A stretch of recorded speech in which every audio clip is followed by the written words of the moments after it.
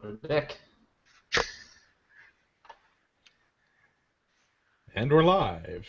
Hello to all of our listeners out there in podcast land, and welcome to episode 19 of the Canadian Patriot podcast, recorded on March 14th, 2016. Joining me this evening, we have Gavin, a business owner, gun enthusiast, hunter, atheist, and the host of the Greater Toronto Area chapter of the Tactical Beard Owners Club. Oh God, YouTube is doing something terrible. Make it stop. Anyway, hi Gavin, thanks for being here. Anytime. Thanks for having me. Oh, it's good to be. Well, it's every week. I've got nothing to do. Yeah. You're my sidekick, or I'm your sidekick. I don't know. We're each other's sidekick. One of us is Tonto, but that's probably politically incorrect and insensitive. Yeah. Well, we can't both be the Lone Ranger because then we're not alone. He wasn't. He had Tonto and the horse. Yeah.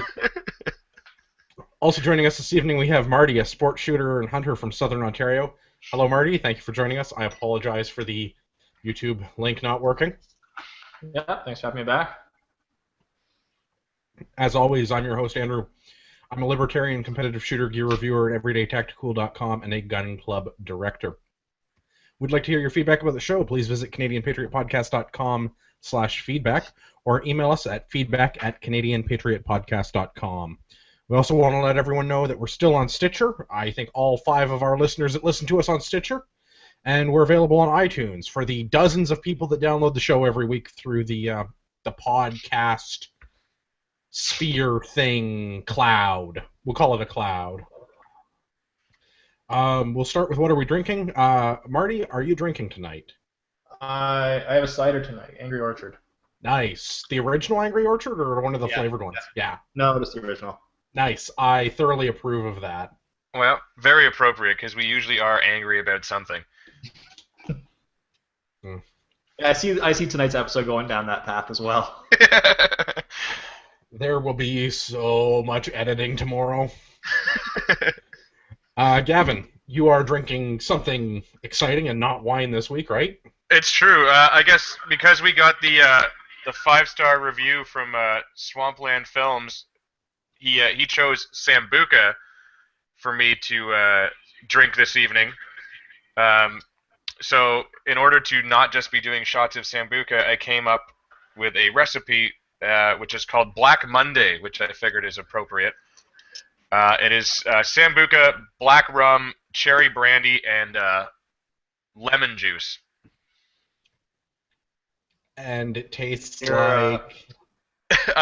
It tastes like black licorice because that Sambuca flavor is pretty hard to get rid of. All right. It's not terrible, but I could see this going downhill very quickly.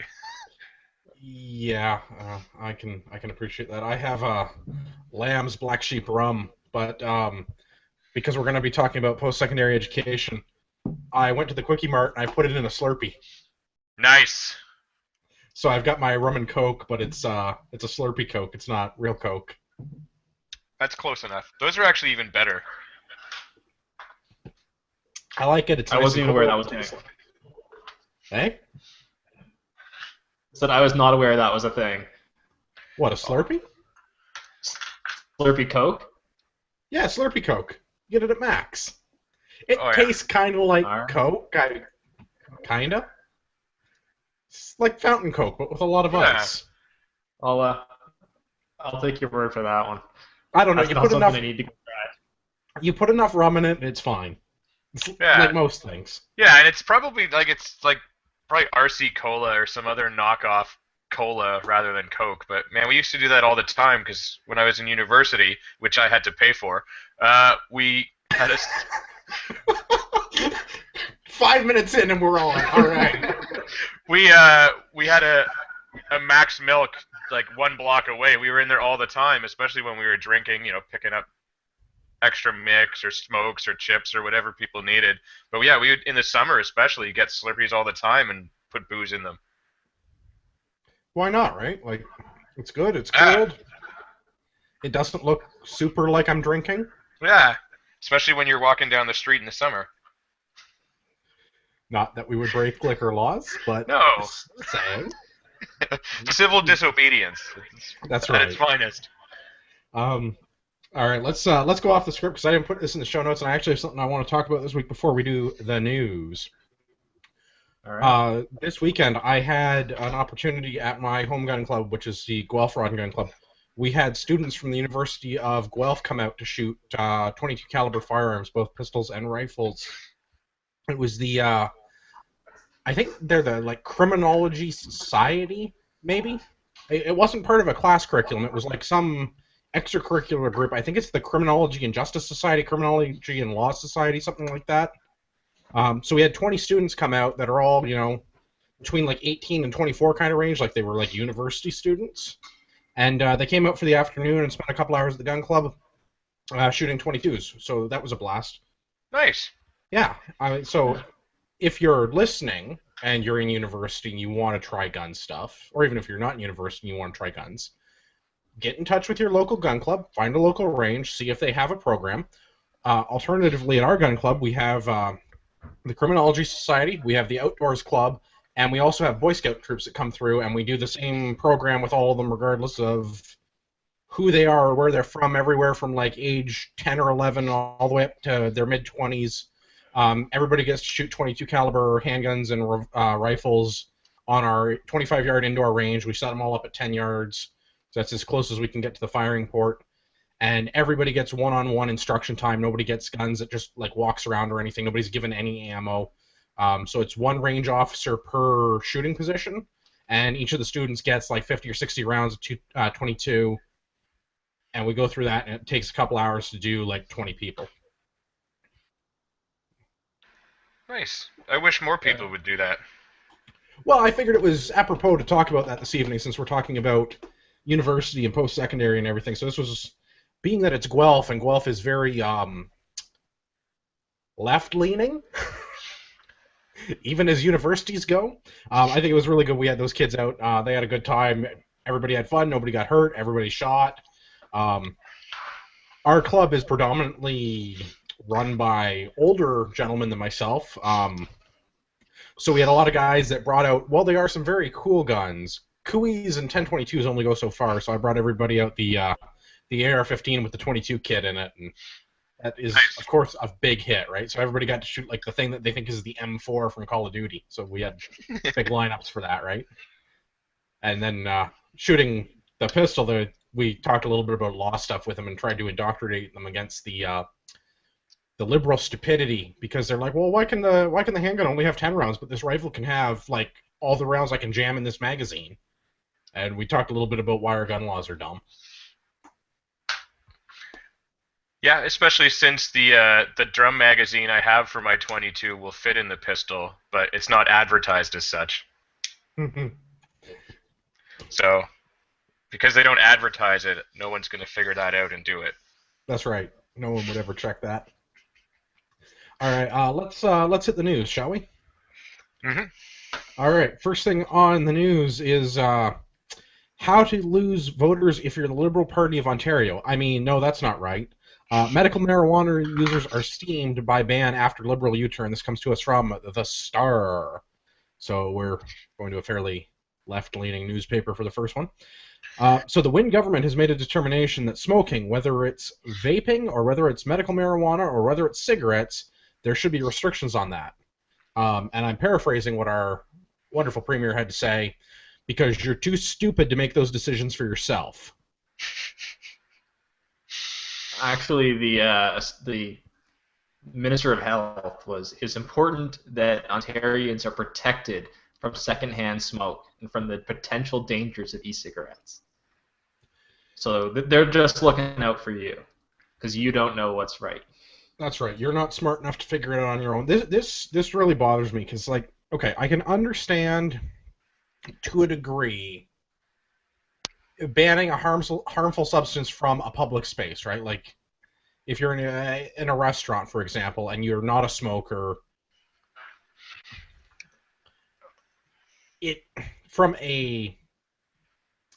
as a decent human being, it would make sense if you were with a group of non-smokers to not smoke with them, right? Like if you were a smoker.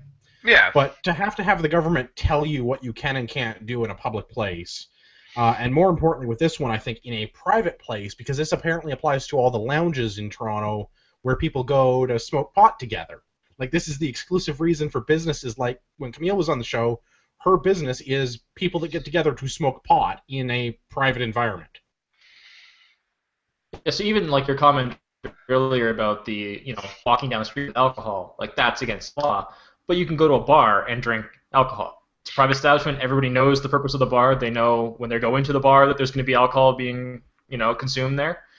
It makes the same sense to me. Like the lounge, people that are going to the lounge, they're paying that, that entry fee. They're going in the lounge with the expectation and the understanding that there is going to be smoke there. Yeah, I don't think anyone is walking into that not knowing what they're getting into. I mean, you'd have to be a complete freaking moron or completely high out of your mind, in which case then you're probably okay with that. But yeah, like it's so ridiculous. I mean, well, and so they're these semi-public, semi-private establishments that the government are saying constitute a public space because they're open to anyone. Like, if you don't want to be there, don't go there. So, yeah. As an example, in Georgia, I've worked in Atlanta, and there are restaurants in Atlanta where if they're going to serve alcohol and smoke indoors, they bar the entry of people under, like, the age of 21, right? So these restaurants potentially turn away business, but everybody that goes there knows that there's going to be drunk people and they're going to be smoking. And I think that's a fantastic model, because it's not this, like, carte blanche that we have in Ontario where, okay, everything is just outright banned. You're not allowed to do it. It doesn't matter what you want to do or if it's consensual between everyone or not. The government knows best, and you're not allowed. Yeah, I mean, it was slow steps to get to this, because I remember, you used to be able to smoke in bars, and everybody did it, and nobody really complained. And then there was the whole, okay, well, you need to have a separately ventilated enclosed space. And waitresses are not required to go in there. And to me, that was fine. Like, that way, anyone that wants to smoke goes into the little glass aquarium and smokes their brains out, and only other smokers give each other lung cancer and secondhand smoke and all that. And then if you wanted a drink, you had to leave that room, get it, and then go back into that room. What's the fucking problem with that? Everybody, everyone had their, what they wanted. Now, because you're not allowed to smoke even on a patio, everybody clumps by the entrance. Yeah, I would rather even go one step further than that, because the separate patio or the separate glass area for smoking indoors, well, it's not a terrible idea. Is why not just let the business choose? If you want to be a smoking environment, you can do it. And if you draw customers that smoke or don't smoke, great. And if you're a successful business, you make money, and you see and people come and they smoke. And if you want to have a business and you don't want to have people smoke there, then ban smoking in your private establishment and tell people to, like, take a hike if they want to smoke there, right? And if the market will bear it, people will come there and they won't smoke, and you'll still make money and sell whatever it is that your product or service is, right? Because the government trying to say all of these things are public environments is very misleading, right? They're private businesses. Yeah. Right? Because on that. Like, I'm not a smoker, and I definitely, I enjoy the non-smoking in bars. I enjoy not coming home, smelling like an ashtray. And I would go to an establishment that didn't have smoking. Just like people that do smoke would go to one that would. Like, there's still a market for both sides. That's what I'm saying. Like, the solution to this problem is not more government intervention. It's letting business owners make a decision, and if their decision turns out to be profitable and the market bears it, they stay in business and make money and turn over tax revenue. Exactly. Well, yeah, but that's far too simple for the government. That's the problem. The problem with my method is I'm costing someone in government a sunshine salary and $100,000 a year and a company car and other people that are making millions of dollars consulting to write policy to tell the government that smoking is bad for you, okay? Right. My here's a better question. So how does vaping become smoking? Is it because you hold it like a cigarette? Because the government says so. Is it because you inhale it? Does that make it? Where does it get grouped in with the smoking? I think part of that problem is that a lot of people that vape are douchebags. And Indeed. like they've gone to the point where they've jacked up the batteries on their machines to produce as much smoke as possible. So, they're just there and they're blowing these massive clouds of smoke. And while you may not get lung cancer for them, it disrupts the environment and the atmosphere, right? Like, because you've got some asshole next to you just blowing these clouds of smoke in your face because he doesn't care. But are those clouds of smoke bad for you? That's No, the thing. Like, no, so they're not. But it's to curb the douchebaggery, right? Which is unfortunate that people need to do that. But like, again, I come back to it's a private business. Yeah. If I own a restaurant or a bar or a nightclub or whatever, and you're a jerk, I'm gonna get my bouncer, or more likely because I'm the owner, I'm just gonna toss your ass out. yeah, no, I mean, I would much rather people allow smoking in places, and then I can choose than vaping because those guys seem to be douchebags. But that's just my opinion on it. It's I one mean, of those and- things though, like if you can make a law against douchebags, I'm right there. But Yeah, unless we can do that, I don't know, the libertarian in me saying allow them to be douchebags until they douchebag all over me, and then the rules are different. well, yeah, but that's them blowing a cloud of smoke in your face. That's crossing that line. That's right. Now they're infringing upon my rights and well-being, and there are consequences. Yeah, and that could be constituted as an aggressive move and against the the non-aggression principle. That's right. So what I'm saying is douchebags get a beating, and then they would stop doing this. Corrective Exactly. action. And we don't need government, and society would take care of itself. This is Yeah. hyperbole for those of you that are listening and don't understand my sense of humor. Despite the fact that you're wearing an iClub Hippies shirt. Oh, I do club hippies. I figured it was apropos for... that's twice. I feel like I'm overusing that word. I need a new adjective. I felt that it was appropriate for this evening's show since we're talking about giving free stuff to people, and they smell of patchouli and reek of communism. Yep. And they want more government until the government maces them. Yeah, how's that more government treating you now, hippie? All right. Yeah, I don't think that this whole medical marijuana thing's a good idea, and I particularly enjoy that the Ontario Liberals did it because this is a big part of the federal Liberals voting bloc. We voted for Justin Trudeau because he's going to legalize weed. Okay, now your provincial Liberals just effectively banned it. So I'm good with that because that might mean that Wynne gets the boot faster.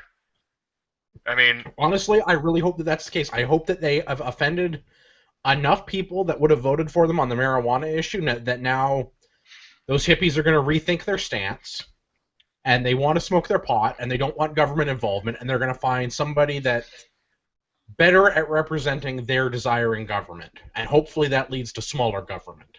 well, yeah, I mean, if the provincial party isn't towing the federal party's line, I mean, like, how the hell do they expect to stay in power? Like, and because that was a major point, in all those mandate letters, like, even people that had nothing to do with pot thing got the little, like, the bump going, you're going to do whatever you can to legalize marijuana. Like, and then the premier just shits the bed and, like, does a 180, like. or that's entirely towing the product line or the party line. Like, what if it's similar to, raising the federal minimum wage? Meanwhile, the minimum wage is actually set by the provinces, so it ultimately has no effect. So he can legalize it federally, but if the provinces step in and change it themselves, Yeah. That's a good point, Marty. That's a good point. All right. While we're on the subject of provincial politics and douchebags, let's talk about Conservative leader Patrick Brown. He's the Ontario Progressive Conservative frontman, and he agrees that climate change is a fact. It's a threat and it's man-made, and he wants to charge everyone a carbon tax. So I don't know when this happened, but I guess the Progressive Conservatives in Ontario just decided their new name is going to be the Progressives. they have a new logo. Is it carbon? Like, what's the new logo, Marty? Oh, I don't know. It's just new. It's progressive carbon, actually, is the new term. Yeah, I don't understand how the official opposition of the Ontario government is decided that cap and trade is in any way a good idea. Like, it absolutely baffles me how the Ontario PC leader thinks that, like, the fact that he says that climate change is a fact and that it's a threat and that it's man-made, I really would like this guy to get a little bit more of an education, because yes, climate change is a fact. The climate changes. Prove to me it's man-made. Prove to me it's a threat. Like, So my question is I wonder if you've seen seeing what's gone on in the state side, and sort of the demonization of the Republican Party for taking this stance, and just with the state of the Conservative Party right now, just not wanting to go down that path right now. yeah, maybe it's political gaming. Yeah, but it seems weird that they would be all for supporting basically a bullshit tax, like, and creating more government when typically they're against that.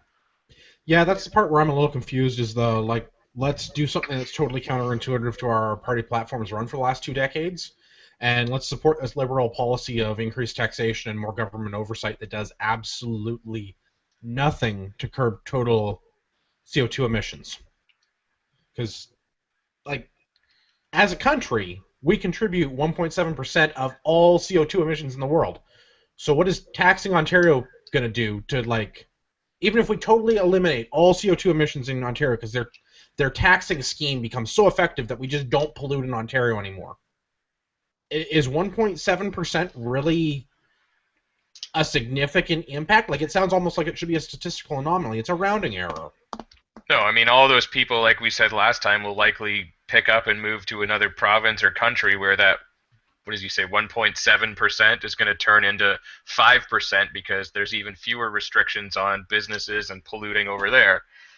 So it'll probably end up making the world a worse place. That's my opinion. They're going to drive a business out of Ontario. They're, much like the Liberal Party in our previous story, alienating their voting bloc, because small businesses that historically would side with the Conservatives, now the Conservatives are saying, yeah, thanks for your donations, but you know what? We're going to actually agree with the group that wants to tax you more for continuing to operate a business in our jurisdiction. Things that make me angry. And that's why I'm drinking Black Mondays. I don't understand it. I can't wrap my head around it. This whole, if climate change was this big of a deal, how come the average, like, temperature on the planet hasn't changed in the last 10 years? It's within 0.1% of where it was 10 years ago. Somebody explain to me how climate change is actually a real thing, and more importantly, explain to me how it's man-made and that these taxes are going to do anything. Well, I can explain to you how it's changed, because we just keep reducing the temperature of the previous years. We just go back to the old data and change it. So we got a little 1984 action. It's retroactive truth. That's essentially what's happening. I mean, there's a Patrick Moore, Dr. Patrick Moore, from the founder of Greenpeace. If you look at some of his stuff, it's pretty scary in terms of the amount of data manipulation. Well, he sounds like a totally unbiased source. He definitely doesn't have a horse in the game. He's left Greenpeace and is against carbon now, or sort of against the concept of carbon affecting the temperature. I don't know. I'll have to read the document, I guess. The whole idea of the government creating a tax to, like, reduce pollution just sounds completely asinine. Yeah, so his side of things was more like getting rid of the sort of the nitrous oxides and things like that. That was generally a positive thing in terms of, like, the things that actually affect smog and stuff. But that carbon is plant food, and sort of we've actually benefited the environment by releasing more carbon into the atmosphere. I'd be curious to know what the numbers are between what we've released and what, like, would naturally go on with a lack of human presence on the planet, like, just like natural cyclical stuff with volcanoes and all kinds of stuff. Yeah, that's what I mean. Like, I would be curious if you could remove the human element of the equation. Like, if you had, like, a control sample of the planet, and you had one where you had humans and one where you didn't, if there would be a significant difference with the one that didn't. Like, I want to know how close those would be. Because I get the impression that, yeah, we're not good for the environment, but I don't think we're as bad as the government's making it out to be. Yeah, and I'm pretty sure that the carbon part of it is a small part of why we're not good for the environment. We're doing a lot more horrible things to the environment, I think. Exactly. Yeah. Well, but how many other things have they figured out how to tax yet? Yeah, none of them. Exactly. Yeah, that's the low-hanging fruit, man. That's all it is. Yeah, hard to prove low-hanging fruit. All right, let's talk about Conrad Black and his article on the National Post. Gavin dug this one up. Do you want to lead off? Well, I guess yeah. What was it? Western? Nah, No, Laurier. Laurier, the other W university. Which makes sense. So I guess there was a project to build some statues of all of our prime ministers that, for whatever reason, the government decided to stop pushing, and then Laurier decided to sort of pick up the torch and champion this cause. And I guess they've got one statue built of Sir John A. Macdonald, and now there's a bunch of people up in arms saying that you can't do that because it's not respectful of some obscure native tribe whose land the university was built on, so they need to tear it down and not build any of the other ones. And then Conrad Black, who gave up his citizenship, weighs in on the issue, saying, that that's a load of crock, everything. And while I don't necessarily disagree with him, if you give up your Canadian citizenship, I don't think you really should have a voice on Canadian matters. But that's a whole other debate, I guess. But I guess, yeah, that's sort of the gist of it. Yeah, I'm So- looking for the... Sorry, go ahead, Marty. So this is kind of local to us, and this is actually something I've been following along, and it came from a lot of sort of petition from within the university staff and student body as to stopping this. And part of their arguments was that sort of our history of prime ministers did not accurately represent the genetic diversity of Canada, and so that seemed to be their main one. And seeing some comments from one of the sort of the guys that was leading this cause at the university, like his big argument was like, do you really want to see a statue of Harper? And That like sounds that about was, right. Yep. Yeah. So That was sort of the two things that they were really pushing on the petition. So I got bad news for this guy. The elected leadership of our country has historically been white men, so you'll have to forgive me while I forgot to check my privilege at the door today as a white man. But those are facts. You can't change them because you're ashamed. I didn't look up this guy. What's his name? Jonathan Finn? He's the professor from Laurier? I didn't look this guy up, but I'm going to go out on a limb and say this is an old white man. My shot in the dark. I'll have to look him up and see if I'm right or not. Well, with the name Finn, he's probably Irish, which would lead to white man, would be my guess. So, yes, he's right. There are no other prime ministers, with the exception of Kim Campbell, who is an old white woman. But that doesn't change the history of our country because he's ashamed of his heritage, or because he wants people like me to be ashamed of mine. I have no problem that I have the same ethnic origin as Prime Minister MacDonald did. He's an old white Irish dude. Someday I'm going to be an old white dude of Irish origins. I'm okay with that. I don't see why we should be ashamed of that. And if their big argument is because of Harper, we've got to put up other terrible prime ministers there, like, I don't know, either of the Trudeaus? Yeah, I mean, it's part of our history, right? Like, yeah, like I don't think people got all up in arms when they carved out the faces of Mount Rushmore, and that was carving them into an actual land mass that is still on native ground, right? Like, and no one's caused a stink about that. And here you want to put statues up on a university. Why didn't they complain when they built the university buildings or named the university after an old white man? Like, yeah, wasn't he also a prime minister? Yeah. Like, it just seems so stupid. Like, I mean, fine, put Harper and Trudeau holding hands, skipping through a meadow or something, for all I care, right? You put Harper and Trudeau Jr. both holding a panda. The same panda.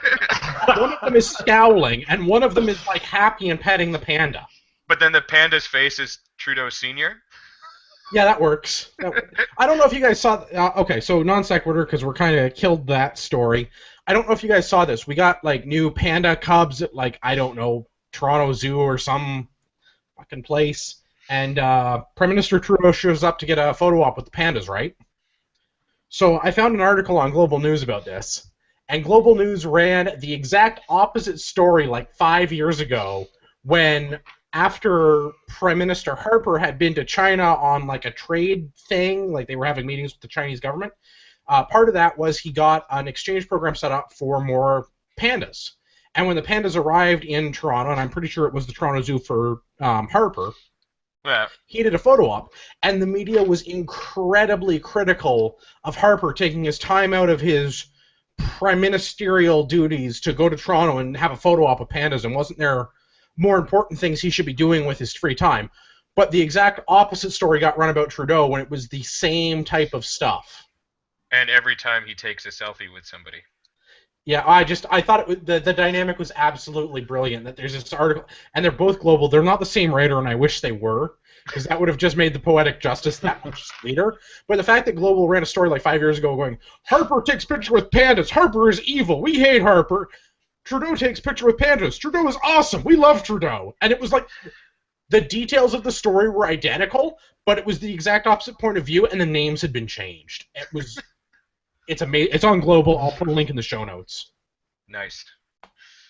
Going back to the statues, that's just a random fun fact, but the university already like signed a contract for all these things, so they have to pay for them now. Awesome. I hope everybody that went to Laurier enjoyed their tuition going to bronze busts of our favorite prime ministers. So that they've bought all these statues. I mean, they're being built still, but they have contractual obligations to buy all the statues. So now they're trying to find a place to put them. Yeah, I mean, they should go. I mean, they should be on Parliament Hill in Ottawa. Like, that's where they should be. But short of that, I mean, they should have some somewhere. Like, well, I don't even think they need to all go in the same spot, or that they all need to be built. Well, they probably didn't all need to be built in the first place. But the money's been spent, regardless of how it got there. Let's put them somewhere. Yeah. Most cities have some kind of major park. Most cities have some sort of area with monuments in it. Lots of universities have statues of various people that are important to their university. Let's farm these guys out and give them a home. Yeah, exactly. I mean, just don't visit the ones of people you don't like. And hopefully, eventually, we will have, a black prime minister, a brown prime minister, a Chinese prime minister, and whatever, right? Like, but currently we don't. But well, and the fact that we don't isn't enough of a reason not to understand at a very basic level, and I would prefer if we actually celebrated our heritage as Canadians. Yeah. I understand that historically we have not always been a good people in this country, and that we've come over and we've done damage to the Indigenous population, but we're also not directly responsible for anything that happened 400 years ago. Yeah. Like, it sucks. We should acknowledge that it was a problem and that we've done something to resolve it or address it. But also, the fact that people came here from my home country like 400 years ago has no bearing on how I live my life. Like, that's not. I don't know. The whole thing is asinine. They're trying to shut down getting statues of our prime ministers built because somebody's got a little bit of white guilt. Yeah, especially when it was private money that built that. Like, wasn't government money that was spent on that in the end. Well, I'd like to know that because it is a publicly funded university, so I'd be curious about exactly how the money got broke down. Well, hopefully that went to educating people and not building statues, but wishful thinking of the highest order. Actually, let's talk about wishful thinking. How about the Ontario free post-secondary education scheme? No comment. No comment. Show's over. We're not okay. So we touched on it briefly last week with the budget talk. We talked about the budget for Ontario coming out for the 2017 calendar year, and part of the proposed budget is going to be free education or government-subsidized education for some students, but not free education for everybody because, again, I need to check my white privilege at the door or something. I, Well, if it's free now, why did we just increase the student loan cap by an extra $3,000 per year? because the tuition cap went up by 4% for 2017. Oh, but they didn't mention that in their press release. Yeah, that's really that's a big part of the scheme in this one. So the policy doesn't come in effect until 2017, and that's coincidentally the same year the tuition fee increase cap expires. So it reminds me of a couple weeks ago when we were talking about the gas, how as the gas price went down, and there was a member, I forget who it was now, from the Liberal Party who made the comment in the media like, well, as the gas price is going down, we can add the tax in, and no one will notice. That was the Minister of Finance for the province of Ontario. That was the Minister of, okay. So this is a similar type of thing. You know, we're going to jack tuition rates up, but we'll add extra subsidies in so nobody notices. So, okay, yeah. Let's start with the part about how the government's numbers are make-believe fairy tale nonsense. So, the way the budget's written, the provincial government has the average university tuition in Ontario costing just over $6,000 a year. And Stats Canada says the number is actually just under $8,000 a year. But let's not forget that that's the average tuition, and that doesn't include courses like engineering or hard sciences or pre-med or anything that's not interpretive feminist dance for one-armed minorities. Yeah. So not only that, I mean, so like typically your higher education or your higher tuition fees are going to come from your more sort of technical, like your mathematics, engineering, that kind of stuff. So it's more in the sort of marginal university programs that have the basic that'll have the average tuition, and that's sort of those programs that are sort of less practical. There's less return on investment, and not only are we using that as our baseline, but we're actually going to be encouraging more people to go into those streams because that's the streams where you get all your funding. And that's the part that kind of, if we could make this free for everybody, I would be way less offended about it. Yeah. Caveat: if we could make it free for everybody without increasing any additional taxes. Like if we could do, like there are European countries that do this where you get the option to go to university for free, right? Less of them. Well, there are less of them, but there are also countries that have incredibly high marginal tax rates. So Costa Rica did it actually by completely canceling all funding for national defense. They no longer have an army. So all of that money that went to paying soldiers and buying tanks and all of that stuff went into funding, educating the population. Now, for those guys, it worked really well because their army wasn't really going to be able to do anything anyways. So, and they were a very poor, uneducated country. So by taking that money and putting it towards the education, now they've got a more prosperous country. And then hopefully eventually, because they're more prosperous, they can start shifting some of those funds back. So it does work, but it's free for everybody. But there's a key thing that you mentioned there that's not in this budget, and that's a cut. Yeah. Right. And that's the thing that, like, so we're going to somehow find a way to give lower and some middle-class students free or subsidized education, but they don't explain how they're going to do that, and we're going to run another deficit again, and we're already at $308 billion with a B dollars in the hole. Yeah, and that's the part that I can't stand. I mean, that money has to come from somewhere. It's not free. Like, it's got to come from somewhere, and it's going to end up being, you know, the people that probably paid to go to school and got good jobs, paying higher taxes, now funding money to send other people to school, which then hopefully they can get high-paying jobs and pay that money back through their taxes. Which would be fine if we weren't funding things like interpretive feminist dance, or I'm using that as a catch-all for whatever your liberal arts degree bullshit basket weaving course is. So fundamentally, there's an issue that I have with university, post-secondary in general. The things that they teach in university are not things that you should have to go to university to learn. Historically, they wouldn't be. Universities have been so dumbed down in the last 100 years that now things that you should know by the time that you're out of high school, because 100 years ago people didn't complete high school, those things are not being taught until you go to university. You can't get an actual trade training until you've got your post-secondary degree finished. And that whole thing blows the whole system out of the water. If there was a way to actually make university an institution of higher learning, this would make sense. But then you wouldn't be able to offer things like interpretive feminist dance, because that's not something you need to go to university to learn.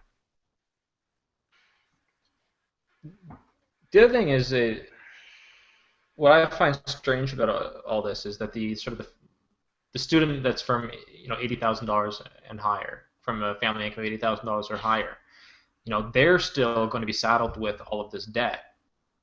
Like they're still getting the $10,000 a year worth of debt. So it's like, if your parents are successful, you are heavily penalized for your future moving forward, because you have $80,000 or $40,000 worth of debt that somebody else, basically half the population, doesn't have.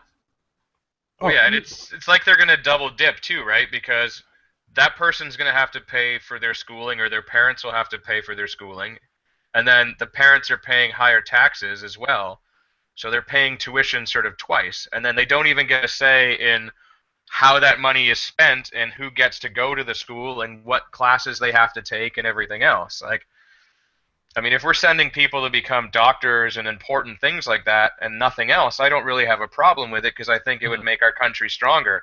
I also think if you take this money, you're required to stay in Canada for a certain amount of time. Well, You know, absolutely.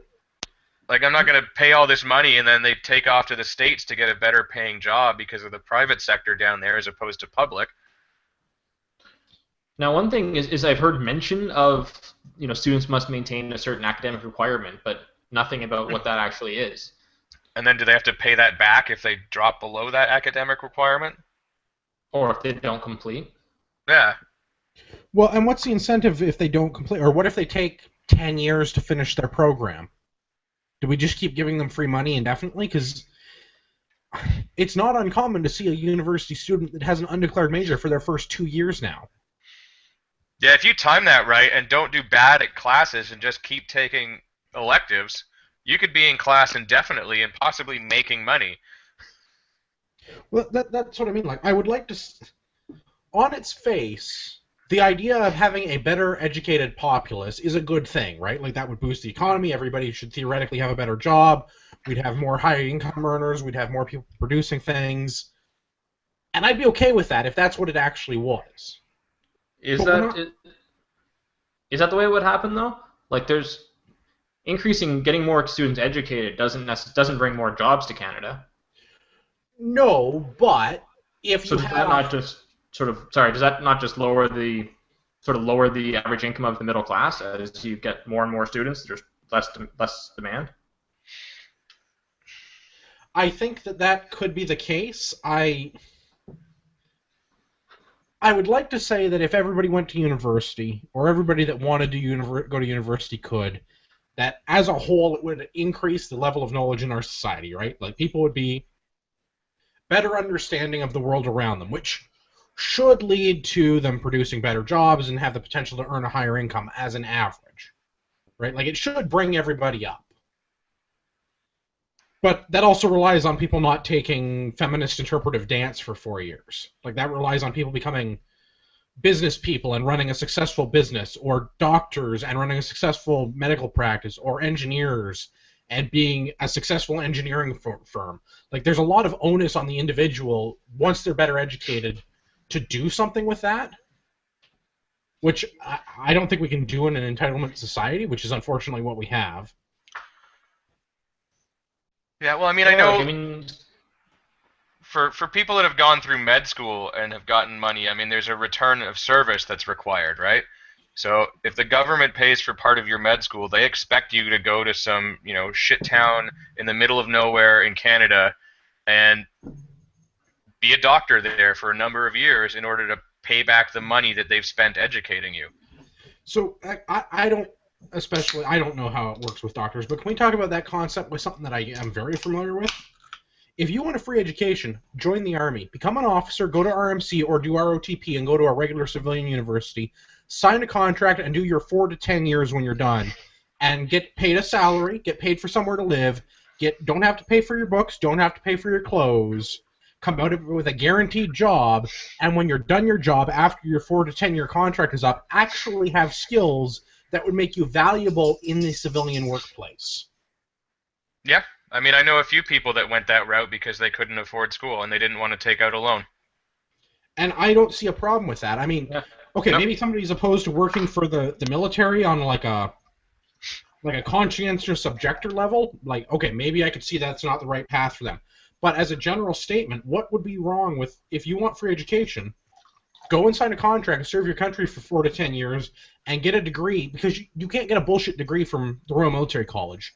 If you want to be a whatever it's going to be, these are the programs we offer. You're going to get a degree in chemical engineering or physics or biology or pre-med stuff or military history or Canadian law or international law, and you're going to have hard skills when you come out of that. But there's no option for feminist interpretive dance. There totally should be, though, because that would be hilarious seeing a bunch of dudes in full dress uniform doing an interpretive dance to, like, Enya or something. Well, I'm not saying they couldn't do interpretive dance. I'm just saying it's not part of the curriculum that they would be expected to.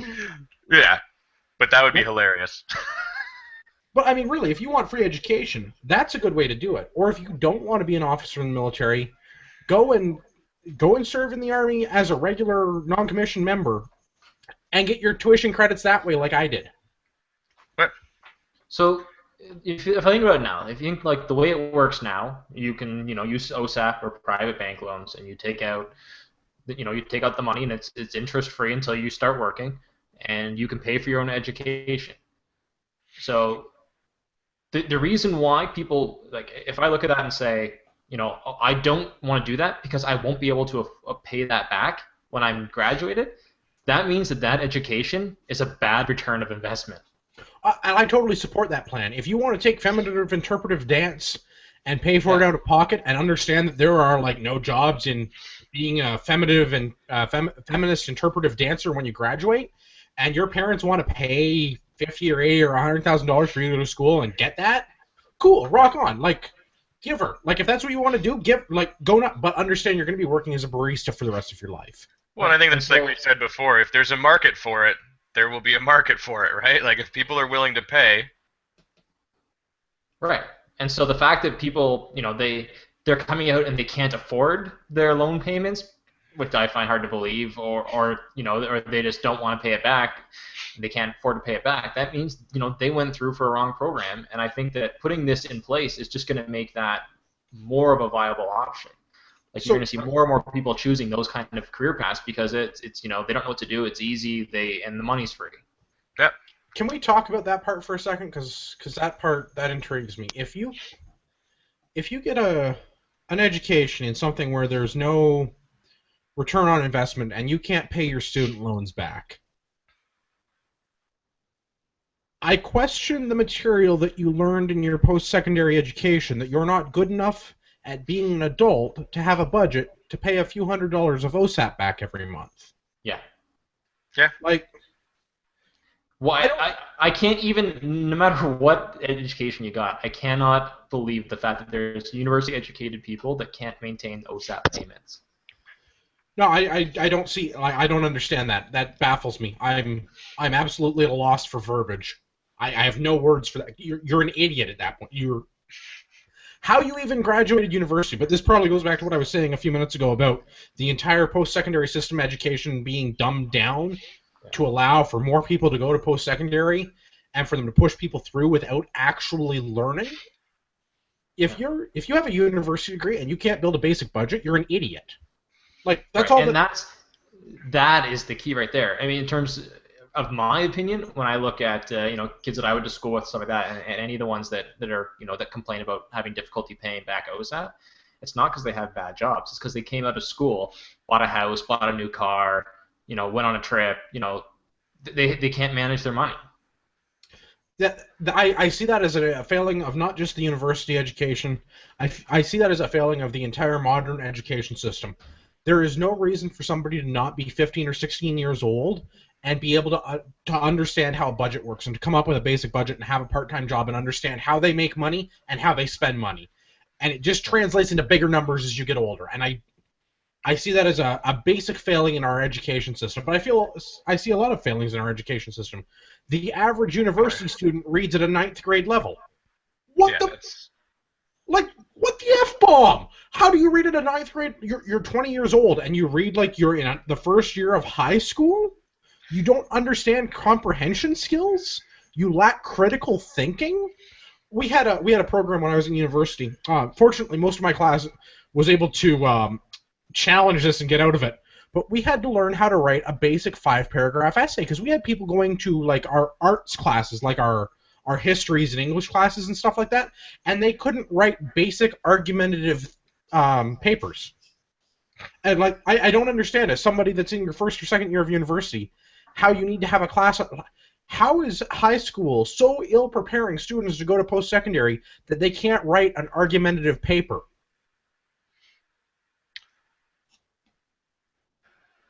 Well, I mean,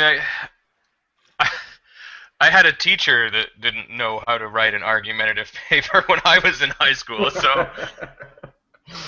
Well, and maybe that's part of the problem, is the quality of the instruction.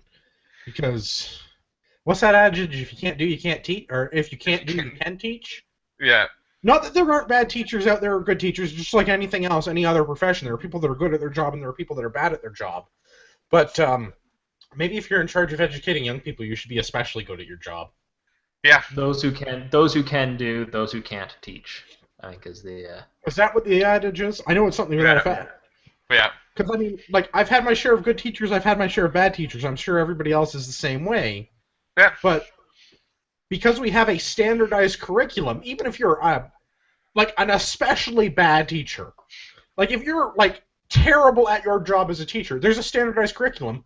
You should still be able to have your students follow that and get a, maybe not a great understand. Like, they would probably do better with a good teacher, but they should still be able to have the basic fundamentals of what's in the curriculum, right? Yeah, but the problem is, though, and I'll give a brilliant example, but, there are people that still believe the Earth is flat. So if they're teaching, it doesn't matter what the curriculum is. But my personal example is when I was in grade 7, I had a teacher ask the class, what controls the tides, and I'm sure you guys know. Is it's the moon? Yes. Like, so I said that. My exact answer was, and I remember this quite vividly because I got pretty fucking angry about it. I was like, well, it's the gravitational pull between the Earth and the moon that creates the tides, which is why they run on, the 12-hour cycle that they do or the 24-hour cycle that they do and all of that, right? And then the teacher said, no. What do they think it runs on? Fairy farts and unicorn dust? Like, yeah. So I challenged this, and I was like, no, you're wrong. And she's like, no, be quiet. And I said, no, I will go prove it. I will go get an encyclopedia from the library and show you that what I'm saying is fact, scientific fact that has been proven over and over again. She sent me to the principal's office. It sounds like a solid, positive learning environment. Yeah, so then I go to the principal's office and I see the VP, and he's, he saw me often, but he's like, Gavin, what are you doing here? Class is going on. And I explain the story, and he's just like, okay. And he's got this, like, shit-eating grin on his face. Because he knows that I'm right, but he can't tell me. So he's just like, okay, just go back to class and we'll forget about this. Well, clearly I haven't forgotten. Obviously, it's the force of all of the fish's fins. So a couple times a day, they all line up and push the water in one direction. And they all know how to do it in the same direction at the same time every day. That's one of the miracles of nature. But Yeah, I couldn't believe it. Like, just like, are you fucking kidding me? Like, this is a fact that I've known. Like, I'm already in grade 7, and I know that this is fact, and have known it for years. And there's a teacher that doesn't know it, even though this is part of the curriculum of whatever we're learning. She doesn't know it, and that's what scares me. Did she ever say what her answer was? Nope. Or were you gone by that point? She may have come up with something ridiculous, but I wasn't in the room at the time. That's But totally asinine. she kept her job for years, like years. Well, and I understand that. Like, unionized teachers are hard to get. Unionized anybody is hard to get rid of, and even if they're bad at their job, unless they're like actually harming someone. Well, I would say telling people who are giving scientific facts that they're wrong, that is harming somebody. Because what if I believed her? No, I know what you're saying, but until she like touches you in your no-no place. Yeah. Like that's a no-no. Teachers are not allowed to do like you lose your job when you do that. Yeah, but like shouldn't fucking with someone like kid's brain be a no-no place too? Like that, like more so than anything else sometimes. Like okay, so this is a whole other problem I have with the state apparatus of education because the whole thing is an indoctrination system to not question authority and to do what the state tells you to do. Right? The state sets the curriculum. The teachers follow it. If you don't give the right answer, whether it's the technically correct answer or not, if it's not the answer they're looking for, in this case, the moon example, you're punished, right? But if you give the right answer, whether it's technically correct or not, you're rewarded. So you memorize the facts as they're the facts, the air quotes facts for our audio listeners. You memorize the facts and you regurgitate them on the standardized test and you fill out the bubble sheet. And you pass, and your school gets rated, and that teacher gets a passing grade just like their students do because they're doing a good enough job that everybody passed the standardized test. So we're all good little cogs in the machine, which in the 1600s is part of an empire that needs to be able to send written communication by sailboat around the world is a fantastic model. But in modern society, not very fucking applicable. Well, yeah, and I mean, that's what... in my opinion, what university is supposed to be for is teaching people those critical thinking skills. But it's not anymore. I would go one for... I would think that the average person that would have gone to university 100 or 150 years ago would already have the requisite critical thinking skills, and university would give them the detailed, in-depth knowledge of a specific field of study, like the law, or medicine, or a science, like... But I mean, in the modern day and age, you know, like high school is supposed to prepare you for life and teach you life skills. Then college is supposed to be a trade, and university is supposed to be higher thinking. That's what it's supposed to be. And maybe in the 40s or 50s into the 60s, maybe that'd be true. But today, high school for the average student is to prepare you to go to university. It doesn't prepare you to get a job. You don't learn how to do taxes. You can't buy a house. The average high school student can't make a grocery list. Well, that's because they got rid of home ec. Well, that's what I'm saying. The average high school education doesn't give you any actual life skills. It teaches you how to study for that standardized test so you can pass the test, so you can get accepted to university, so you can go and get some actual knowledge. Except universities are at the point now where they've been dumbed down, and colleges are looked on so poorly as our trade schools that anyone who goes to college is stupid, right? They're not good enough to go to university. Yes. There's this whole class divide. They're dividing 18-year-olds because, you're not quite, you're not intellectually good enough to be a doctor or a lawyer, but if you're a bricklayer or a plumber, you're not good enough. I got bad news for you. If you're a doctor, you're probably not cleaning the shit out of your toilet. You're going to hire somebody who's good at that. You need plumbers and bricklayers just as much as you need doctors or lawyers or engineers. Oh, for sure. And look at who's making more money. Sometimes some of those plumbers are making a hell of a lot more money. Well, trades are such an underpopulated demographic in our country. We don't have enough tradespeople. So the tradespeople that are there can charge from the intellectuals whatever they're willing to pay, like however much they can extort from them, essentially, in order to get the toilet fixed. Oh yeah, I mean, in my job, we deal with tradespeople. I mean, that's who my customer is tradespeople, and we have fewer and fewer customers every year because nobody wants to learn a skilled trade because they're told that you're stupid if you go into this. There's no money into it. Oh, do you want to work for the rest of your life and all of this nonsense? And I mean, the people that are doing it and doing it well and are good business people make a lot of money and retire early. Yeah. There's a lot of money in the trades these days, and job security. Well, Yeah. and I don't understand why high schools and post-secondary aren't pushing that. Why are we not sending more people with if you're going to give them free university education, why are we not pushing them to go in to be tradespeople? Well, they've stripped all those out of the high school. Like when I went to high school, we had auto shop, we had woodworking, we had electronics, we had drafting, and you were required for one semester to sort of take a sampler that included all of those, just to see if you liked it. Yep. Yeah. That all got dropped, so now kids aren't even getting a chance to try it out. All they're doing is, the mandatory subjects, and that's all because, none of the teachers want to teach this, and they've got, all the funding stripped away and everything else. So maybe instead of spending money on sending people to university, we should put it back into the high schools and get these programs going again. I mean, my high school has 2 full automotive bays, like lifts, the whole deal. They're just completely abandoned. Like, they don't even use them anymore. I mean, they've got all the tools and everything just sitting there. Well, my high school, years before I went there, they knocked the whole shop and everything out, and they just put the computers in.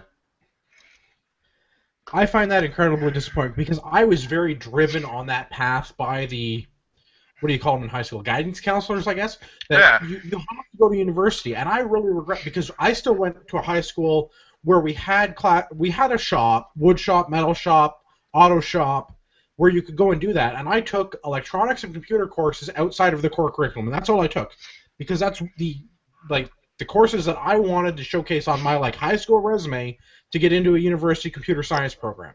Like, look at all this stuff I've already done with computers. I'm halfway through your curriculum, right? Yeah. And that was what everybody got pushed into doing, is all of these high-tech knowledge service jobs and not anything that was hands-on, because it was looked at as being menial, and we should be above that as Canadians. We're better than that. We shouldn't have to work with our hands. We should sit on our fat asses for 40 hours a week for 40 years and then retire and have a heart attack. I mean, they didn't frame it that way, but that's the way I look back at it now, is I really wish that they would have pushed us to get more practical skills, because now I have to learn all these practical skills on my own. So great, I can now do basic plumbing, but I really wish that when I was 18 and I got out of high school, I would have learned how to fix a fucking toilet. Yeah. Yeah, no, I mean, I'm glad that I did do all of those when I was there. I mean, I went the corporate route. I mean, I did university, I did college, but I mean, in high school, I took all of those, manual labor type classes because they were interesting, they were different, and they trained my brain in a different way, which I think is just as important as all the critical thinking, higher learning, and all of that. Is spatial awareness, learning how to use your hands, and all of that is just as important in becoming intelligent. It rounds out your education. I mean, we've all got that friend that's stupid book smart, right? But when it comes to life skills, they're just completely oblivious. Yeah, we don't know how you cross the street or get dressed every day, but you're a really good accountant. Yeah, you got everything down. I have a friend of mine who has their PhD in neuroscience. So no questions, a very intelligent individual. But life skills, they're fucking clueless sometimes. Yeah. And that I think is the major failing of our modern education system. Never mind the post-secondary. I think high school education in general, and at this point I'm sad to say it, but from what I hear from my friends with children, the elementary school system at this point is getting to be the same way, because standardized testing has become such an ingrained and necessary part of the curriculum that they've stopped talking about things like what makes tides go to make sure you pass the test. And these kids are getting stressed out about passing a test because they're being told at 6 or 8 years old that this determines the rest of their lives. Yeah, it's sad. I mean, and not that I don't think we should have some sort of standards, but when their funding is based entirely on how many students pass, what do you think they're going to do? Well, they're going to do what anybody else would do. They're going to make the smart decision. They're going to make sure they keep their money, right? That's... Yeah, and if they have to bell curve it, they'll bell curve it. All right, let's get back into the post-secondary, because the whole failings of... Let me. I'm gonna point out a good thing in this this whole proposal. They have, in terms of your ability to get loans, they've sort of removed the parent contribution, like the assumption that your parents are going to pay for it. And Is that true? Apparently. Because I was on the Ontario. Sorry, go ahead, Marty. So I'll say my piece in a minute. Yeah, that was one of the things. I might keep interrupting you because I'm a jerk. Yeah, it's this. I haven't been able to find really good detailed information on this stuff, so I'm going by sort of various news articles. But previously, like with the OSAP, if your parent made so much money, you're cut off. There's no opportunity for you to get sort of interest-free loans. So this is one of the things that they have done with this is they've removed that link, and so you can make the claim like, well, even if your parents make above a certain amount, you can still qualify for loans. Well, that's good because some people's parents are jackasses, or they had to work for it, so you have to work for it, which is totally like. Or they have 5 kids. Yeah. and that $90,000 doesn't go far. Like. Well, exactly. Yeah, I can see it. So I was on the Ontario website today actually looking at a press release about the free post-secondary, and I thought there was verbiage in it, and I'll have to go back and double-check so everybody can check the show notes and get the link to the article I was looking at from the Ontario government on orange.gc.ca. And I thought it said that it included estranged parents. Maybe I misunderstood. So that's for the grants. That's for the grants. But you can still get loans. Okay. So, put on my critical thinking hat for a moment. Say I'm an adult in, I don't know, 10 or 15 or 20 years. At some point, I've got offspring that I've successfully produced, and they've achieved the necessary standardized testing to go to post-secondary education. Would it not behoove me, as a critical thinking individual, to kick their ass out and tell the government they're estranged at, I don't know, 17, and just give them cash for an apartment so that they can claim the interest-free loan so that I don't have to pay for it? Yeah. Yeah. Because again, that's going to happen. Absolutely, and then that does happen today already. Does it? Because my understanding right now with OSAP was even if your parents are estranged, you still don't get shit if they make too much money.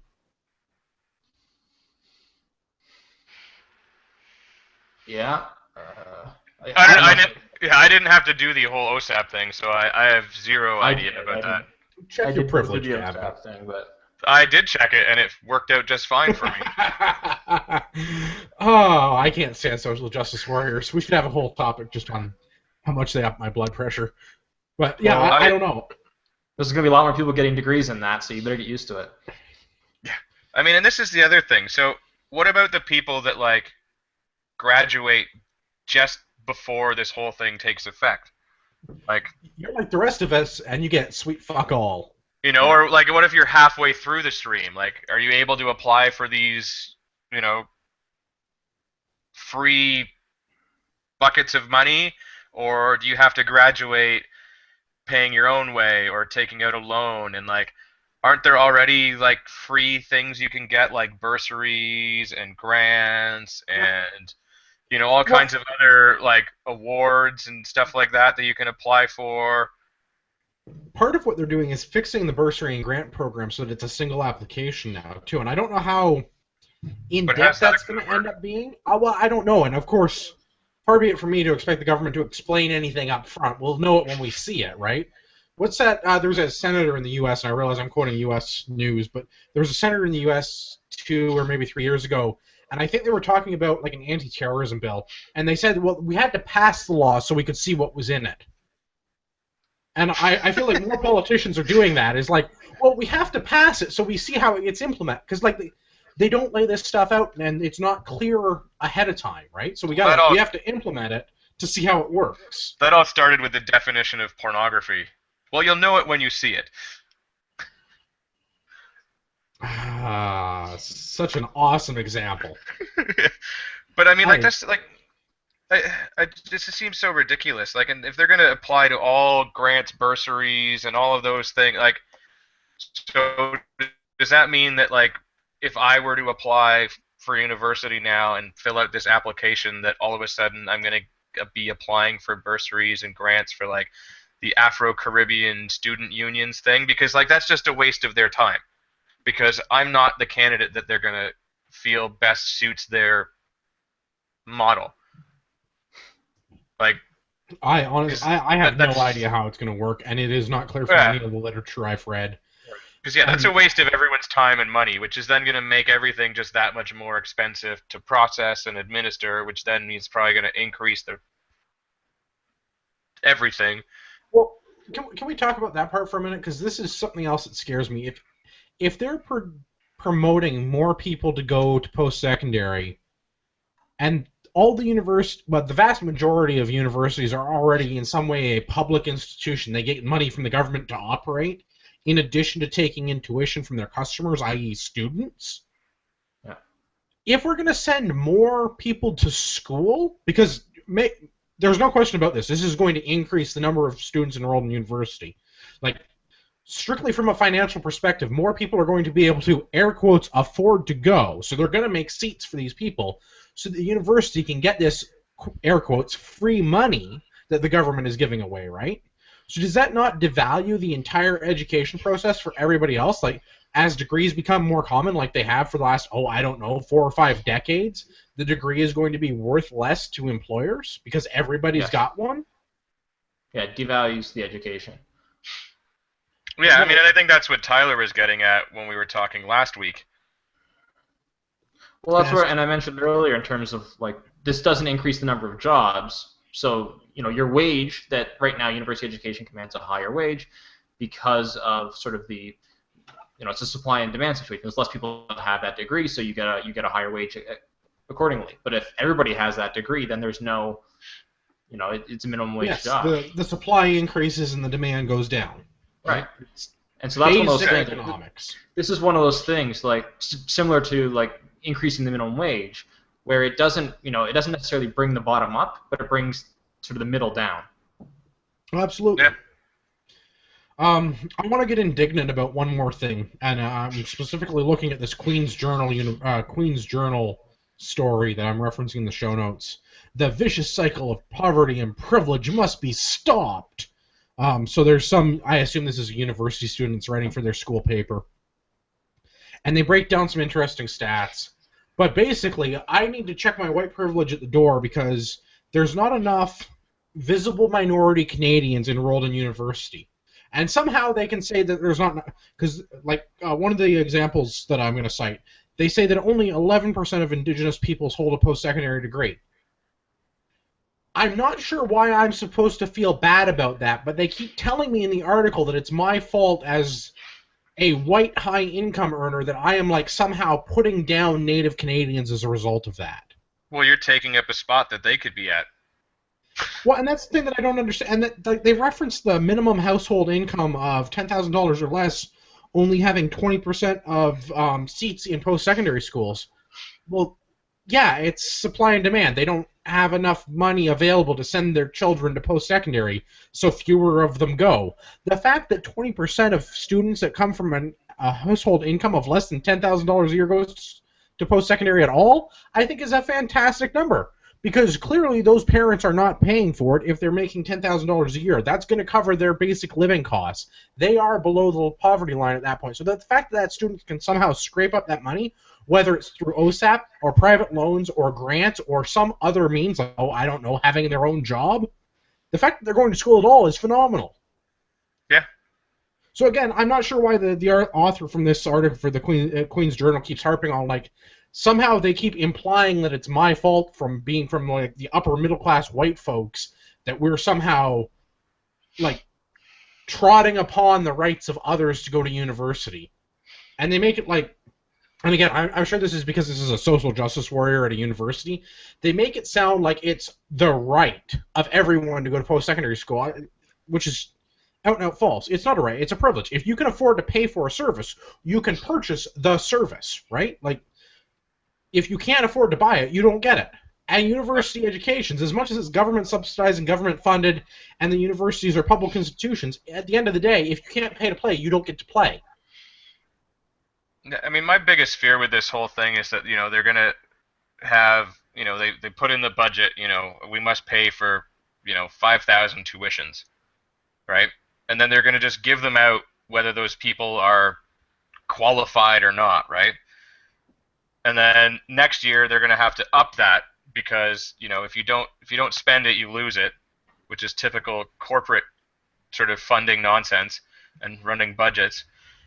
And then, they're going to keep putting these people through that don't meet the minimum criteria to attend the class. So yeah, you're going to get people that are attending those, bird courses and basket weaving and all of this, and you're going to keep putting them through school and just wasting this money when, there could be somebody that is really, really smart, but he's not going to get it because he can't afford it, but maybe he makes a little bit of money, but not enough, so he's not below the poverty line. Kind of like now, where you get those weird cases where, well, your parents make too much money, but they're not giving you any, so we won't give you OSAP or anything. That's someone that deserves to be there, that should be getting that money, isn't going to get it. Yeah, the way that the system is set up is 100% rigged. Yeah. Yeah.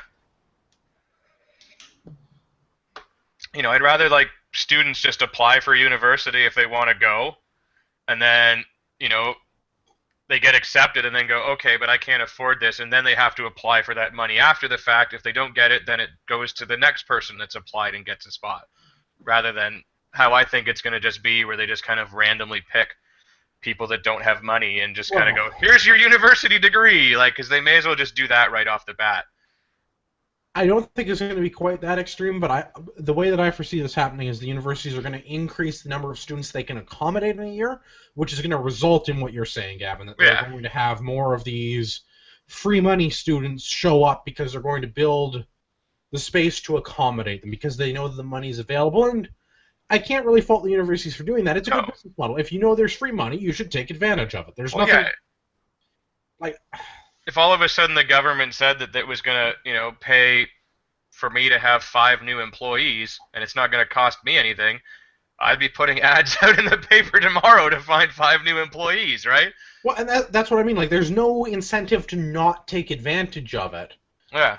I mean, the university's income is going to go up because they're going to get all their regular students that pay for it out of pocket, plus all these other students now.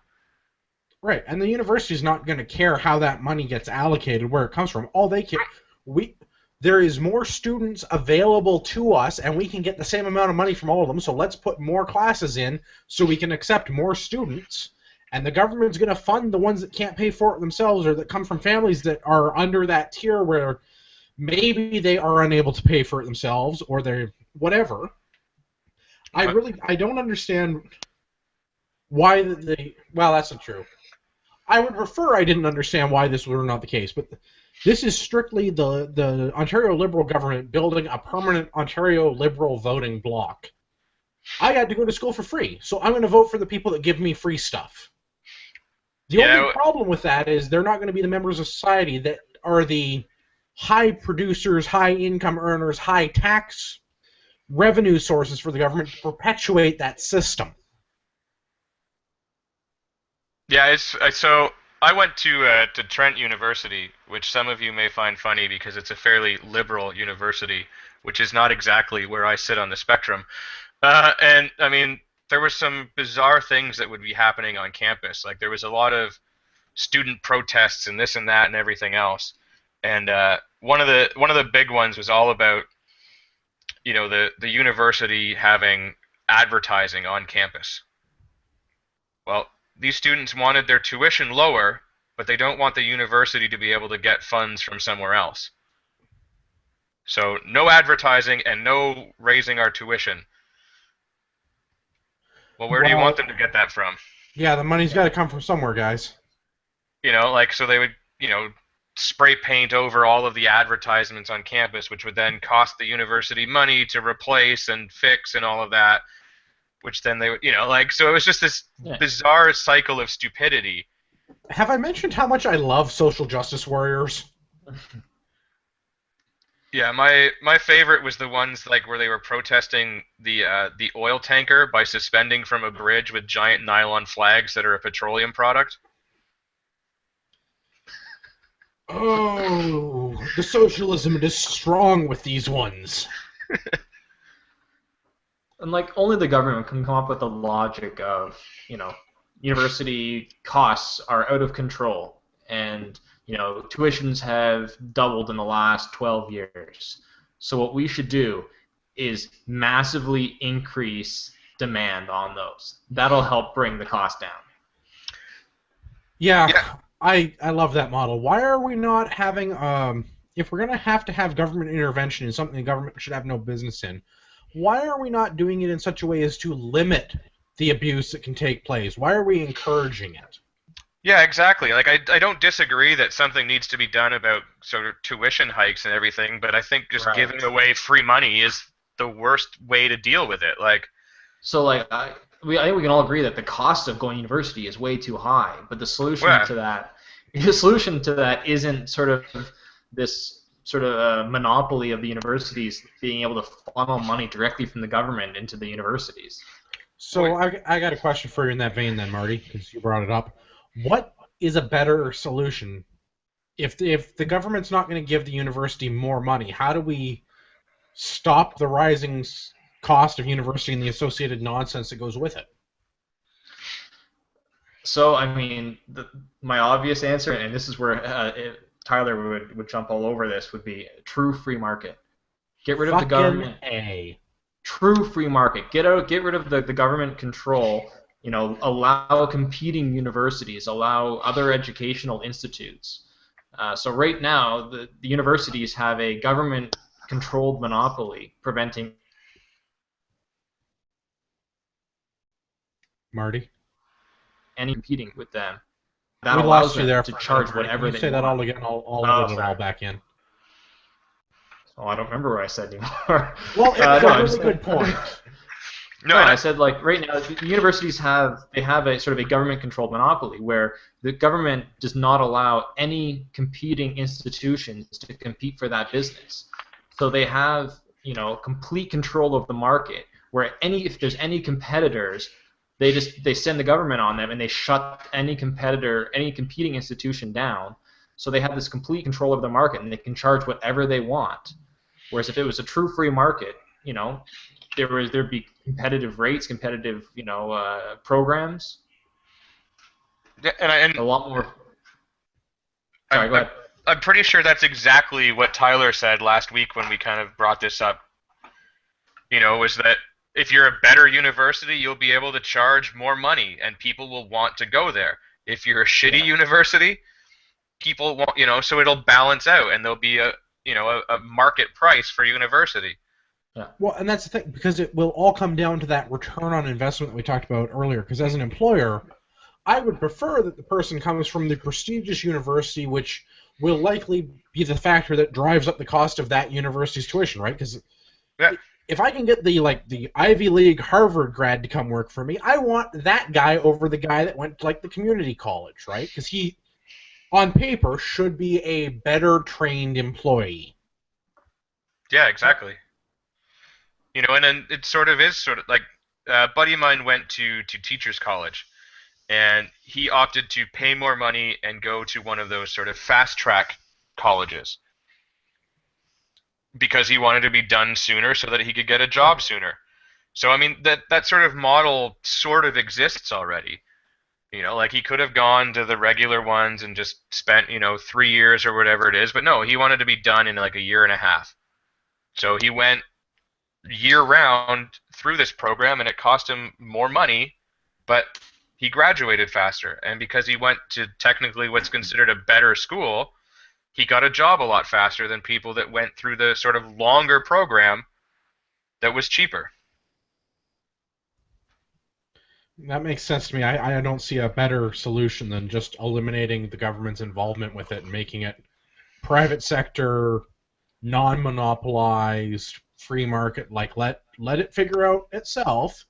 And I mean, I realize that flipping the switch, if there were a switch that just made the government get out of universities, doing that would be bad for employers and students and the actual universities. But if there was a tiered, multi-year approach where we could wean the universities off the government, I'm all for that. I mean, no, I have a question I'm just going a different direction here in terms of this whole, government or provincial loans going out to students and grants going out to students. Is how will this apply to international students? It's a wonderful question. I haven't seen anything about that. So now I don't know if this is prevalent across all universities, in Ontario on that. I know at my university in my residence, there was sort of on my floor there was a few kids that after so many months within the country because they have no parents within the country, they have no parental income and were able to qualify for like the maximum of OSAP. These students, they were like at the time they were laughing about it. They went out and got like car leases and things like that with this money because they had no intentions of staying in Canada. They were international students planning to go back, and so they had no intentions of paying that money back. Oh, don't you just love the waste and corruption in our government? And I'm curious to see if that type of behavior is still able to happen. That I don't know. I'm curious. We'll have to see if we can find out. I haven't seen anything about it in any of the articles I've read rather. Yeah, I mean, if that's ridiculous if it is. I mean, if you come here as an international student, you should be able to prove that you have enough money to last for the year. Like that goes without saying. I mean, look at if you're an immigrant and you come here, to work or vacation or whatever, they want to make sure that that's the case. My cousin tried to come here on a vacation and he has his PhD in marine biology.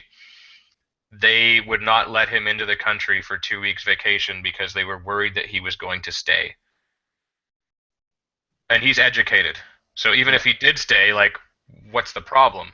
Even when he had a family and a child back home, they wouldn't let him come and stay, despite the fact that he's been all over the world other than Canada because we won't let him in. But we'll let students in that clearly have enough money and then give them more money that they have no intention of paying back.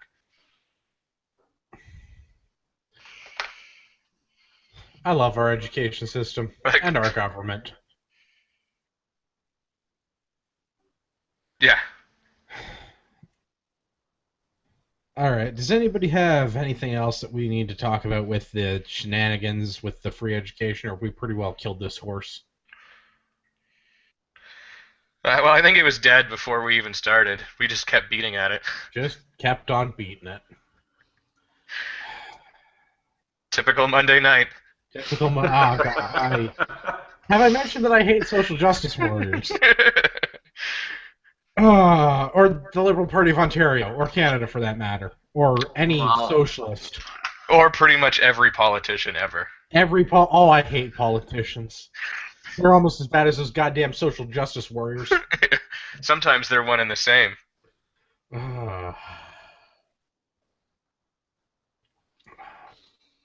There is not enough rum in the world to make me like a politician. All right, let's do rapid fire. We've got feedback from the YouTubes for episode 17 from, and I finally can say it, Slam Jibe. He says that we had an excellent interview with Camille, very well done. My show notes are acting up. We had an excellent interview with Camille, very well done. It might be an idea to have your guest on again as things progress on the cannabis front in Canada. It'll be interesting to see what comes of the upcoming UN General Assembly this April, as they'll be dealing with at least some of the aspects of this issue. And I've asked to have Camille back on already, exclusively because of the stupidity with the Ontario Liberals and banning smoking. Unfortunately, Camille is spearheading a movement to try and convince the government that they've made a mistake. I wish her the very best of luck with that. I hope that they get on, or that she can get on, or somebody else in the industry can get on and talk with us about it. But it sounds like they're a little bit busy with their hands while trying to get this, because they have a 45-day window from when the new law was proposed to when they can submit a court challenge, and it's a very short 45-day window to get all the paperwork done. They need to get petitions together. They need to bring public awareness. There's a bunch of legal mumbo-jumbo that I don't fully understand. If she can make it, she's always more than welcome. Same thing if there's anybody else that wants to talk about marijuana in Canada. And not how much you like to get high, but like actually has like insight into the industry, I'd be happy to discuss it with you because the topic is absolutely fascinating. The rest of Slam Jive's comments explain how to say his name and what it is, and has to do with nautical terms like windward brooch and spinnaker and windward and leeward broach and things like. Basically, his name is Slam Jive, and we've learned that. And I watched a bunch of YouTube videos about sailing on the weekend. That's all the. We watch different types of videos. Are you sure it's jibe then? Like, shouldn't it be slam jib? Is it jib? I don't know. The best videos were a guy from Australia, so it could be an accent. Because the Australian guy had the best videos, so those were the ones I want. And that right there is the problem with our education system. All right, well, we need another comment. Who's correct? All right, somebody get back to us. Is it jibe or jib? I was so happy. And please don't be from Australia, because that will not help. All right, we've also got live comments on the YouTube channel. If you want to join us on YouTube, we have a live chat. You can watch the show live every Monday night just after 9 p.m. We try to get it going at 9. It doesn't usually happen. YouTube generally likes to bend us over. I was going to say something I have to edit. YouTube doesn't like to put the link up. So we usually end up having to redo it at the last minute, which is why we started at 9:05 today. Andre P. 650 says hi. We'd like to say hi. Swampland Films is, of course, joining us online. He's very happy about the drink that you are drinking, Gavin. He is claiming victory. Cheers. Yes. Hail. I'm almost out. This is bad. Then Victory says, Andrew and Gavin, shirt game is on point yet again. I am sporting my Ranger Up I Club Hippies t-shirt. And Gavin, have you got a Scallywag Tactical shirt? Yep, I certainly do. All right, drop by. Tell Craig we say hello. Buy one of his fantastic knives. Buy a t-shirt. Buy a hat. What else? Everything. Oh, beard oil. He's got beard oil now. Buy Scallywag beard oil. I believe it's morning wood oil. Yes, it's morning wood. Get your morning wood on.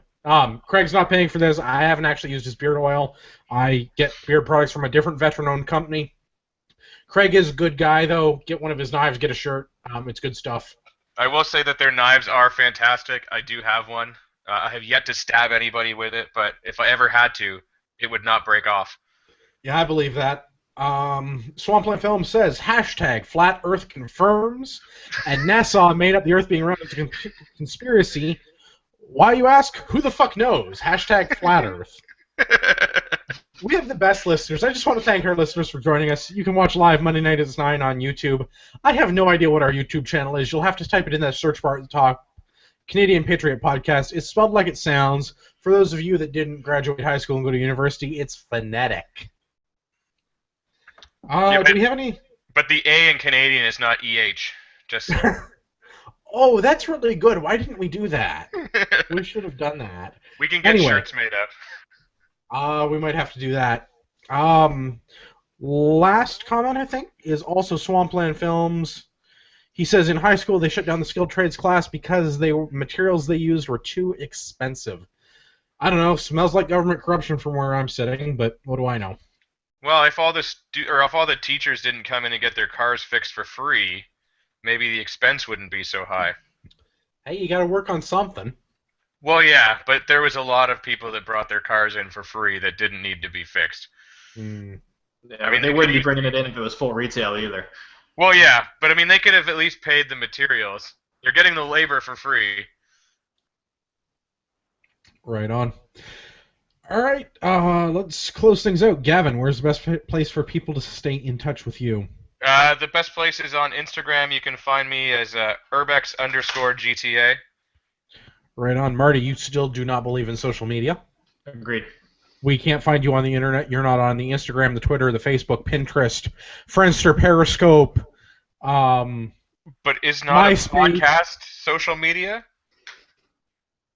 No, it's really not. Oh, well then, never mind. If you'd like to leave feedback for Marty or stay in touch with him, you can email the show feedback@CanadianPatriotPodcast.com. I'll make sure it gets to him. Maybe. Depends on how much I drink. My name is, of course, Andrew. You can see all of my work on everydaytactical.com or Instagram and Twitter @EDTactical. And I would like to give a shout-out to our buddies at Sheepdog Tactical. We've talked about them before. I finally finished the review of the belt we talked about on episode 14. So if you want to see me write 1,000 words about a belt, everydaytactical.com, it's on the homepage. For you window lickers out there, there are pictures. One other thing, because we didn't mention it at the beginning of the show, there's a bunch of petitions that still need to be signed by everybody, so get out there and do that. Watch our other shows. All right. We list them all there. I nominate Gavin to put those links in the show notes, and I will make sure they go out with the podcast on Wednesday. All right, I will do that, because they're important. So everyone, just do it. Just do it. That's right. We're stealing the Nike logo. Just do it. So, Andrew, did you actually get the belt review done like earlier, or is it just the fact that like it went up yesterday? Was it just because you're like, oh crap, I better get this done before the next podcast? No, it just the way that my work week worked out. I actually finally had like 3 hours of free time that I could bang out 1,000 words and take 2 photos. Well, make sure you send it in for their little thing they have going on to see who gets to be their gear reviewer. Don't worry, JT and I had a little chat about that. I have submitted my sample piece of review on the Sheepdog Tactical Gear. Nice, I still gotta work on mine. Well, get your shit together. Well, I'm just hoping to get free shit from you. I'll be the guy that takes the photos. That's fine. My photo game is like terrible, so we're a team. That's right. You're Butch and I'm Sundance, or I'm the Lone Ranger and you're Tonto. We're not really sure which Western. Well, what if you're the Lone Ranger and I'm Butch? Who the fuck is Tonto? Well, Tyler. Amazing. I don't know what Western Gavin and I are from, but we might be in one of them. Speaking of your photos, Andrew, they do look pretty. Did you take them with a cell phone? No, I took them with a camera. Was it mounted to your head? Not a recent cell phone either, like one from several years ago. If you'd like to take pictures for everydaytactical.com, please send me your portfolio to admin@everydaytactical.com. That's spelled like it sounds. EV, fuck you, Marty, day.cool, whatever. Fuck it, I give up. I'm going to have to edit like this whole 5-minute block out. I refuse to take a junk shot like you did, though. Yeah, do you like that? Come on, you know you like that. Yeah, that's definitely what I was hoping to see. Yeah. Hey, you know what? Everybody needs my belt area in their newsfeed. There's nothing wrong with it. Luckily, if you took those photos with an iPhone, the FBI won't be able to get them. Yet. All right, I have much editing to do. If you'd like to visit the show's webpage, we have one of those. It's CanadianPatriotPodcast.com. We're also on the Facebook, Facebook.com/CanadianPatriotPodcast. I'd really like 20 more likes, because then we'd beat the International Liberty or Death podcast, and Tyler would have to come up with a new goal. That would make me happy. If you're listening, you haven't already subscribed on Facebook, unless you're Marty and you don't believe in social media. That's right. If you're Marty, you get a pass. Everyone else, I know you have Facebook. It's okay. I don't want to be your friend. Just go click the like button for me, though. Please? Please click the like button. Similarly, if you like us on iTunes and leave a 5-star review, you can decide what Gavin's drinking for the evening, as was done today. If you don't like what we're doing, you'd like to leave us a review, that's okay, too. More reviews on iTunes, more likes on Facebook, all of that helps us increase our listenership. So if you know somebody that you think should listen to our drunken shenanigans, we'd be happy to have them. If you'd like to drink with us, that's perfectly acceptable too. I don't think I've missed anything. We've got the feedback. Did we talk? Yeah, we talked about feedback. If you want to send feedback at CanadianPatriotPodcast.com or on the Facebook. Did we get any negative feedback this week? No, the Nazis have laid off on that. Well, that's good. We have not. Oh, actually, you know what? I lied. There's one more Facebook feedback that I forgot to read. It comes from Sharp97. It was put in just as I was writing, or while we were already sitting in the show. And he says, so about splitting the grass location purchases, I don't think it would be a two-tiered system as you put it. For example, Tylenol is sold both over the counter and behind the counter. Some you need a prescription and some you don't. Not all cannabis is the same. There are specific strains for medical use that would be sold in pharmacies, and those for, quotes, relaxation would be available for purchase elsewhere. But at this point, I could just be beating a dead horse. I can't wait to hear from you Wednesday. So there could be like a cannabis light that you can buy over the counter. Yeah, and like a full strength. I don't know. Delicious Michelob Ultra Cannabis. Yeah, I don't think that the two-tiered system would work. I don't think that a two-tiered system is what we were necessarily proposing. I think we talked about two different distribution models. Yeah, I don't think it would work either. I mean, that would be like having prescription alcohol and recreational alcohol. I think they're going to have to go one way or the other, but I guess that's a whole other show in itself. Yeah, we've already discussed this at length. The LCBO or the Shoppers Drug Mart. At least one of them makes a reasonable argument in their favor. The other one is a, government tax grab. Sounds about right. And it's not Shoppers Drug Mart. Well, just in case anyone was curious about that Association of Neighborhood Pharmacists, which are the people that own Shoppers, like, individual locations. Yeah. Awesome. And Josh says he just gave the Facebook page a like, and a rock on, guys, a libertarian for life. So we'd like to thank him for being on the show. I don't know what this is in reference to, but Swampland Film says, Marty is wrong. Fix yourself. I'm not sure what Marty is wrong social about. Social media, probably. No, it's probably about the, I guess it's a jibe. Oh, is it jibe? I don't know. In any event, Marty is wrong. Fix yourself. You heard the man. Working on it. And we have more feedback from Then Victory. To heck with Marty. She likes the photos. So, all right. I think that wraps up the show for this evening. We'd like to thank everybody for sticking with us all. What is there, 7 listeners? Well, I'll take it. 7 people on Monday night hanging out with us drinking. That's not so bad. We'd like to remind everybody out there in podcast land that you are the true north, strong and free.